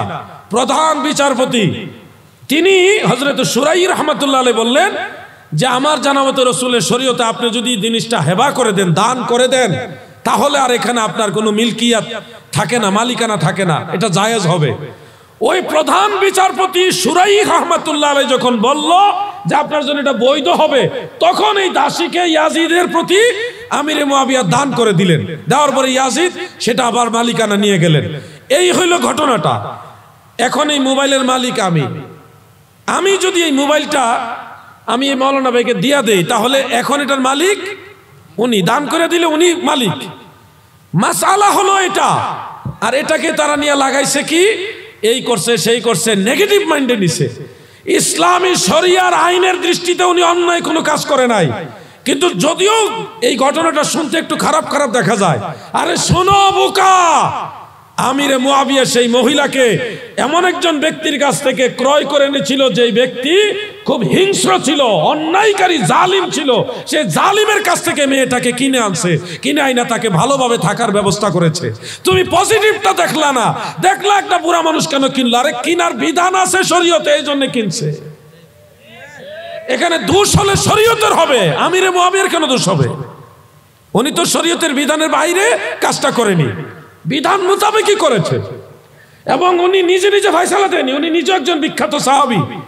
তারপরে ওই সময় যে প্রধান বিচারপতি ওই আসনে আসীন, এমন একজন বিচারপতির ফয়সালা নিয়ে তিনি কাজটা করেছে। এগুলি নিয়ে সাহাবী আমিরে মুয়াবিয়া রাদিয়াল্লাহু আনহু সমালোচনা তারা করে। তাদের রুচি কিরকম অরিজিনালি শোনেন, যার ভিতরে যা ফাল দিয়া ওঠে। এই শিয়াদের চরিত্র খুব খারাপ, আপনারা বিশ্বাস করেন দাদু। অনেকের কাছ থেকে শুনেছি এরা মদ আর নারীবাজি ছাড়া কিছুই বুঝে না রে ভাই, খুব খারাপ এরা। আমরা এখানে মাহফিল করতেছি, কোনো মহিলা আছে, নারী আছে এখানে? কোনো মেয়ে আছে? তাদের সমাবেশে স্টেজেই মহিলা থাকে। এদের চরিত্র হলো নারীদের নিয়ে সব সময় ফষ্টি নষ্টি আর মদের সাথে জড়িত। শিয়ারা মদ খাওয়া হালাল মনে করে, আর নারীদের সাথে ওই যে নিকাহে মুতা বিবাহ মানে কি চুক্তি ভিত্তিক বিয়া শিয়ারা জায়েজ মনে করে। এই জন্য মেয়েদের সাথে তারা যদি খালি কোনো কিছু একটা চুক্তি দিয়া ইয়ে করতে পারে, তাহলে রাত্রে তারা ঘুমায়, আকাম কুকাম করে। ওই যে তারা এই কাজ করে, যার ভিতরে যা ফাল দিয়া উঠে। শিয়াদের কিতাবগুলির মধ্যে পরিষ্কার এই কথাগুলি উল্লেখ আছে। আমরা বেশি বলবো না, কারণ কারো সমালোচনা করার জন্য আমি এখানে বসিনি। আমি আগেই বলছি, আমি কারো সমালোচনা, কারো গালাগালি করার জন্য আসিনি। আমি আমার নবীর কথাগুলি আপনাদের শোনাচ্ছি। শোনো রে ভাই, আমরা সুন্নি মতাদর্শী যারা, আমাদের মতাদর্শটা এই জামে আহমদিয়া থেকে শুরু হয় নাই। আমাদের মতাদর্শ আলা হযরত আহমদ রেজা খান ফাজলে বেরলভী রাহমাতুল্লাহ আলাইহি থেকে শুরু হয় নাই। আমাদের মতাদর্শ মদিনাওয়ালা থেকে শুরু। আমরা আমিরে মুয়াবিয়াকে সাহাবী মানি। এই মতাদর্শ যদি তুমি খুঁজো, এবার তাকাও ইমাম হাসান রাদিয়াল্লাহু আনহুর দিকে। ইমাম হাসান, তিনাকে প্রশ্ন করা হয়েছিল মুসান্নাফু ইবনে আবি শাইবা এবং সুনানুল কুবরা লিল বাইহাকির মধ্যে উল্লেখ, একজন তাবেঈ হযরতে ইমাম, এদিকে তাকান, এই যুবক ভাই এদিকে তাকাও। শোনো, আমি আগেই বলছি, ওয়াজ সব জায়গায় সবটা করা যায় না। আমি ওয়াজটা করার আগে বারবার বলছি পজিটিভ চিন্তা করতে হবে, বলি নাই? কারণ দাস দাসীর ওয়াজ এখানে ফুলা ভাইনে বুঝবো না। তারপর আমি এটা ভেঙে দিলাম কেন? অনেকেই দেখবেন আমি আলোচনা করে গেছি, আবার এই কথাটা তুলতে পারে। তখন আপনারা আগের থেকে আইনটা জেনে রাখলেন যে ইসলামী শরিয়ার বাইরে আমিরে মুয়াবিয়া কিছু করে নাই। যদি দোষ থাকে শরীয়তের বিরুদ্ধে দিতে হবে। আর যে রাসূলের শরীয়তের উপরে দোষ দেয়, সে তো ইমানদারই হতে পারে না। রাসূলের শরীয়ত মানে কার বিধান? আল্লাহর দেওয়া বিধান। বন্ধুরা আমার, মুসান্নাফ ইবনে আবি শাইবা এবং সুনানুল কুবরা লিল বাইহাকির মধ্যে উল্লেখ, একজন তাবেঈ তিনি ইমাম হাসান রাদিয়াল্লাহু আনহুর সামনে গিয়ে বললেন, ওগো ইমাম হাসান, কেউ যদি আমিরে মুয়াবিয়ার সাথে লানাতুল্লাহ আলাইহি লাগায়, সেক্ষেত্রে আপনার মতামত কি, আপনার মন্তব্য কি? কথাটা বুঝতেছেন না আপনারা? কাকে প্রশ্ন করতেছে? বলেন না কাকে? জোরে বলেন কাকে? ইমাম হাসান রাদিয়াল্লাহু আনহুকে। আপনাদের কি মনে হয় ইমাম হাসান উনি কি সঠিক না বেঠিক?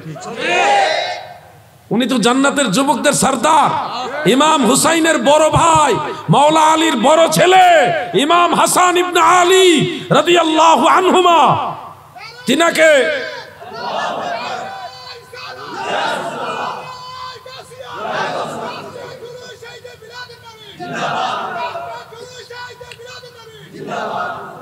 ইমাম হাসানকে প্রশ্ন করা হলো, গো ইমাম, গো সাইয়্যিদ, কেউ যদি মুআবিয়ার নামের সাথে লা'নাতুল্লাহ আলাইহি বলে তাহলে আপনার মন্তব্য কি? ইমাম হাসান উত্তরে বলতেছে, যারা আমিরে মুআবিয়াকে লানত দেয় তাদের উপরে যেন আমার আল্লাহর লানত বর্ষিত হয়। ইমাম হাসান বলেছে। দেখেন, ইমাম হাসানের আকীদার সাথে আমাদের আকীদা মিল। ইমাম হাসানের সাথে আমাদের আকীদা মিল, মাওলা আলীর আকীদার সাথে আমাদের আকীদা মিল, সাহাবীদের আকীদার সাথে আমাদের আকীদা মিল, আল্লাহর হাবিবের হাদিসের সাথে আমাদের আকীদা মিল। ঠিক না ঠিক? আমাদেরটা খুব বানাইছে না, কালেমা পড়তে পারে না শুদ্ধ করে সেই ইমাম। কালেমা তাইয়্যিবা যেটা লা ইলাহা ইল্লাল্লাহু মুহাম্মাদুর রাসূলুল্লাহ সাল্লাল্লাহু আলাইহি ওয়াসাল্লাম, এই কালেমা পড়তে পারে না শুদ্ধ করে, সে হইল ইমাম। আরেকজন আছে সূরা ফাতিহা শুদ্ধ করে জানে না, নামাজের 13টা ফরজ খুট করে ধরলে কইতে পারতো না, সে হইছে মহা ইমাম। এরা এখন মাওলানা হইতে রাজি না, শায়েখও না, ডাইরেক্ট ইমাম। কথা বুঝছেন? এরা হন মাওলানা শায়েখ এগুলি পুষাচ্ছে না, পীরও পুষাইতেছে না, পীর আর পীর জাদা এগুলি পুষাচ্ছে না, এখন ডাইরেক্ট ইমাম, কেউ মহা ইমাম। কয়দিন পরে নিহারাই কই যে আমরা আহলে বাইত। কঠিন অবস্থা। সতর্ক হন। মাওলা আলী যে আকীদায় ছিল, সাহাবায়ে কেরাম যে আকীদায় ছিল, ইমাম হাসান পাক রাদিয়াল্লাহু আনহু যে আকীদায় ছিল, আমরা সেই আকীদায় থাকি। আমি জানতে চাই, এই বোয়ালখালী এলাকার নবীর প্রেমিকারা গো, হুজুর গাউসে পাক আব্দুল কাদের জিলানী রাহমাতুল্লাহ আলাইহি, তিনি কি হক না বাতিল? জোরে বলেন, আরো জোরে বলেন। কোন সন্দেহ আছে? তিনার লেখা গুনিয়াতুত তালিবিন, 2টা নুসখা আমার কাছে আছে, 2টা নুসখার ছাপা। সেখানে দেখলাম মাওলা আলী আর আমিরে মুআবিয়া এই সম্পর্কে গাউসুল আজম দস্তগীর, গাউসুস সাকালাইন শেখ সৈয়দ মহিউদ্দিন আব্দুল কাদের জিলানী রাহমাতুল্লাহ আলাইহি গুনিয়াতুত তালিবিনের মধ্যে পরিষ্কার ফায়সালা দিয়েছেন যে আমিরে মুআবিয়া ইজতিহাদি খাতায় ছিল, কিন্তু তিনি রাসূলের সাহাবী, ওনাকে গালি দেওয়া যাবে না। মাওলা আলী হকের উপরে ছিল, তিনি আহলে বাইতের রাসূল, রাসূলের কোন সাহাবীকে গালি দেওয়া যাবে না। ফায়সালা গাউসে পাকের বড় পীর আব্দুল কাদের জিলানীর। অতএব যারা নিজেদেরকে সুন্নি দাবি করে আমিরে মুআবিয়াকে সাহাবী মানে না, এরা সুন্নি নয়, সুন্নি নামের শিয়াদের দালাল। ঠিক না বেঠে? খবরদার, সাহাবীদেরকে তাজিম করতে হবে। আমি একটু জোরে কথা বলতে চাই না, তারপরেও চলে আসে। ইমাম মালিক রাহমাতুল্লাহ আলাইহির নাম শুনেছেন? শুনেননি? মালিকি মাযহাবের ইমাম, উনি আশিকে রাসূল ছিলেন। মদিনা শহরে কোনোদিন জুতা পায়ে দেয় নাই। এত গরম এই শহর, মদিনার ধুলাবালিগুলি অনেক গরম, অনেক। সেখানে কোনোদিন জুতা পায়ে দেয় নাই, কোনো বাহনে আরোহণ করে নাই, পায়ে খালি পায়ে হাঁটছে। ইমাম মালিক মদিনা শরীফে খালি পায়ে হাঁটতে হাঁটতে পায়ের নিচে ঠসা উঠে গেছিল। ঠসা উঠতে উঠতে এক পর্যায়ে উনি স্বাভাবিকভাবে হাঁটতে পারে না, এতভাবে ঠসা উঠে গেছে, ফসকে গেছে, চামড়াগুলি ছুলিয়ে গেছে। পরে উনি হাঁটুতে আর হাতের মধ্যে ভর দিয়া দিয়া নামাজে যায়। সুবহানাল্লাহ। তখন হাঁটুর এই চামড়াগুলি, হাতের এই তালুর যে চামড়াগুলি, এগুলি ফসকা বা ঠসা উঠে চামড়াগুলি খুশে গেছে। হাঁটু আর হাতের উপর ভর দিয়ে হামাগুড়ি দিয়েও যাইতে পারছে না। তখন এই পিঠ আর বুকের মধ্যে এইভাবে গড়াগড়ি খেয়ে মসজিদে নববীতে উনি জামাতে গেছে। এরপরেও উনি মদিনা রওজা মুবারকের আশেপাশে জুতা পায় দেয় না। এটা ছিল না রসুলের প্রতি প্রেম, এটা মাসালা নয়, এটা হুব্বে রাসূল। সেই ইমাম মালিক ফতোয়া দিয়েছেন, যেটা ইমাম কাজী ইয়াজ রাহমাতুল্লাহ আলাইহির শিফা শরীফের মধ্যে উল্লেখ। ইমাম মালিক বলেন, যে ব্যক্তি হযরত আবু বকর সিদ্দিক, আম্মা জান আয়েশা, আব্দুল্লাহ ইবনে জুবায়ের, আমিরে মুআবিয়া, হযরতে তালহা, অন্যান্য সাহাবীদেরকে গালি দেয়, সাহাবীদেরকে যারা গালি দেয়, ইমাম মালিক বলেন তারা কাফের হয়ে যাবে। কি হয়ে যাবে?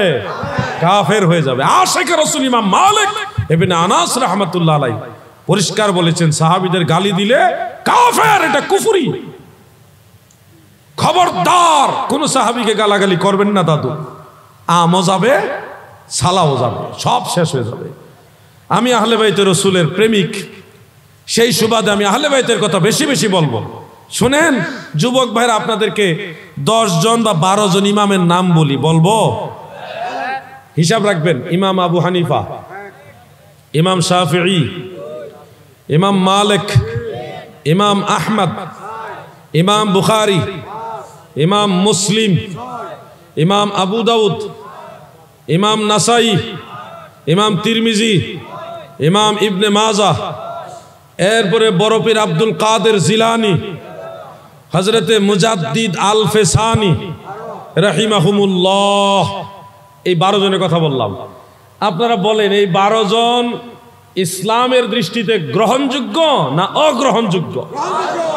ওনারা কি হক না বাতিল? সিহাসিত্তার 6 ইমাম, 4 মাযহাবের 4 ইমাম, 4 তরিকার মধ্যে 2 ইমাম। অন্য 2 জন ইমামের কিতাব আমি পাই নাই বিদায় বলিনি। ওনাদের নিজের লেখা কিতাব আমি পাই নাই বিদায় অন্য 2 জনের নাম বলিনি। কিন্তু এই 2 জন গাউসে পাকের, মুজাদ্দিদ আল ফেসানির মাকতুবা শরীফ, এই 2টা কিতাব পেয়েছে। টোটালি 12 জন ইমাম, সবাই আমিরে মুআবিয়াকে সাহাবী মানে। অতএব কেউ যদি বলে আমিরে মুআবিয়া সাহাবী না, সে সুন্নি, সে হলো ভুয়া সুন্নি, শিয়া। কিন্তু অরিজিনালি তারা সুন্নি না, শিয়াদের দালাল। যাদের আকীদা গাউসে পাকের আকীদার সাথে মিলে না, যাদের আকীদা ইমাম হাসানের সাথে মিলে না, যাদের আকীদা মাওলা আলীর সাথে মিলে না, যাদের আকীদা সাহাবীদের আকীদার সাথে মিলে না, যাদের আকীদা সিহাসিত্তার 6 ইমাম, ইমাম বুখারী মুসলিমের আকীদার সাথে মিলে না, এরা সুন্নি হইলে তাহলে আর ওয়াহাবি কেনা, শিয়া কেনা?